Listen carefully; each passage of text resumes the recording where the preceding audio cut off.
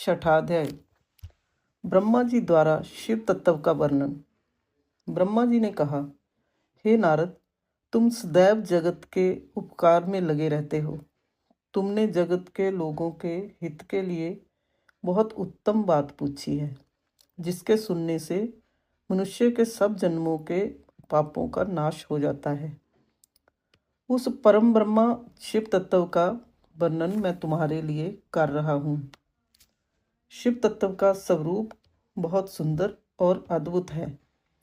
जिस समय महाप्रलय आई थी और पूरा संसार नष्ट हो गया था तथा चारों ओर सिर्फ अंधकार ही अंधकार था, आकाश व ब्रह्मांड तारों व ग्रहों से रहित होकर अंधकार में डूब गए थे। सूर्य और चंद्रमा दिखाई देने बंद हो गए थे। सभी ग्रहों और नक्षत्रों का कहीं पता नहीं चल रहा था। दिन रात अग्नि जल कुछ भी नहीं था। प्रधान आकाश और अन्य तेज भी शून्य हो गए थे। शब्द स्पर्श गंध रूप रस का अभाव हो गया था। सत्य असत्य सब कुछ खत्म हो गया था। तब सिर्फ सत्य ही बचा था। उस तत्व को मुनिजन एवं जोगी अपने हृदय के भीतर ही देखते हैं। वाणी नाम रूप रंग आदि की वहां तक पहुंच नहीं है। उस परब्रह्मा के विषय में ज्ञान और अज्ञान से किए गए संबोधन के द्वारा कुछ समय बाद अर्थात सृष्टि का समय आने पर एक से अनेक होने के संकल्प का उदय हुआ। तब उन्होंने अपनी लीला से मूर्ति की रचना की। वह मूर्ति संपूर्ण ऐश्वर्य तथा गुणों से युक्त, संपन्न, सर्वज्ञानमयी एवं सब कुछ प्रदान करने वाली है। यही सदाशिव की मूर्ति है। सभी पंडित विद्वान इसी प्राचीन मूर्ति को ईश्वर कहते हैं।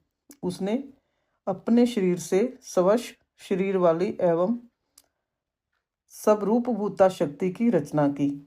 वही परम शक्ति प्रकृति गुणमयी और बुद्धि तत्व की जननी कहलाई। उसे शक्ति अंबिका, प्रकृति संपूर्ण लोकों की जननी, त्रिदेवों की माता, नित्या और मूल कारण भी कहते हैं। उसकी 8 भुजाओं एवं मुख की शोभा विचित्र है। उसके मुख के सामने चंद्रमा की कांति भी क्षीण हो जाती है। विभिन्न प्रकार के आभूषण एवं गतियां देवी की शोभा बढ़ाती हैं। वे अनेक प्रकार के अस्त्र शस्त्र धारण किए हुए हैं।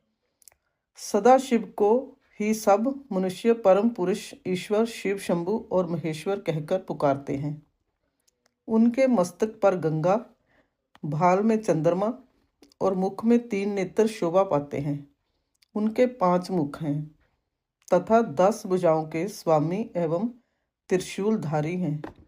वे अपने शरीर में भस्म लगाए हैं। उन्होंने शिवलोक नामक क्षेत्र का निर्माण किया है। यह परम पावन स्थान काशी नाम से जाना जाता है। यह परम मोक्षदायक स्थान है। इस क्षेत्र में परमानंद रूप शिव पार्वती सहित निवास करते हैं। शिव और शिवा ने प्रलय काल में भी उस स्थान को नहीं छोड़ा। इसलिए शिवजी ने इसका नाम आनंद वन रखा है। एक दिन आनंद वन में घूमते समय शिव शिवा के मन में किसी दूसरे पुरुष की रचना करने की इच्छा हुई। तब उन्होंने सोचा कि इसका भार किसी दूसरे व्यक्ति को सौंपकर हम यहीं काशी में विराजमान रहेंगे। ऐसा सोचकर उन्होंने अपने भाम बाग के 10वें अंग पर अमृत मल दिया, जिससे एक सुंदर पुरुष वहां प्रकट हुआ, जो शांत और सत्व गुणों से युक्त एवं गंभीरता का अथाह सागर था। उसकी कांति इंद्र नीलमणि के समान श्याम थी। उसका पूरा शरीर दिव्य शोभा से चमक रहा था तथा नेत्र कमल के समान थे। उसने हाथ जोड़कर भगवान शिव और शिवा को प्रणाम किया तथा प्रार्थना की कि मेरा नाम निश्चित कीजिए। यह सुनकर भगवान शिव हंसकर बोले कि स्वस्तर व्यापक होने से तुम्हारा नाम विष्णु होगा। तुम भक्तों को सुख देने वाले होगे। तुम यहीं स्थिर रहकर तप करो, वही सभी कार्यों का साधन है। ऐसा कहकर शिवजी ने उन्हें ज्ञान प्रदान किया तथा वहां से अंतर ध्यान हो गए। तब विष्णु जी ने 12 वर्ष तक वहां दिव्य तप किया।